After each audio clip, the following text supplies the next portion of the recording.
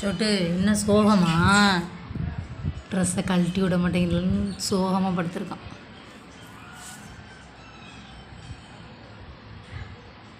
சொட்டு சொட்டுக்குட்டி, பட்டுக்குட்டி, இங்கே பாரு, என்னை பார்க்க மாட்டியா? இங்கே பாரு, என் மேலே கோவமா? ட்ரெஸ்ஸு கழட்டின்னு கோமாடி. ட்ரெஸ்ஸை கழட்டி விடணுமா? நல்லா இருக்கும் உனக்கு, போட்டுக்கிட்டேன். என்ன பெரிய பிள்ளை தான் நின்று. ம்